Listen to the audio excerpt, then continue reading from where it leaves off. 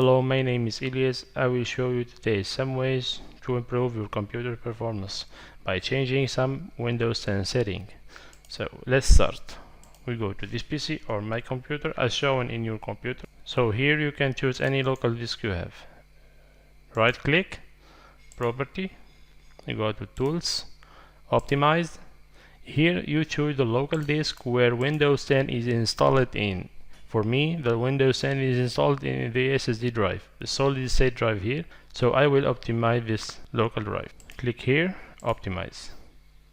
As you see, the SSD speed is so high, so it's finished. This is the first step of all. You need to do it for your computer to make it more better. We go to the next step. We go to start. You open privacy and go down here. You're gonna see background application. We click on it. So here on your computer you will see it on. All of these applications work in your background computer. So if you see it on, you will see it like this on, just make it off.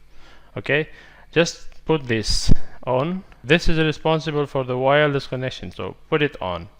So the NVIDIA controller panel if you want it. So the setting, put it on. And the Windows security. All of the other choice you can make them off. Okay, this will make some free RAM for you to better your computer performance. I will see you in the next video to continue our computer optimization.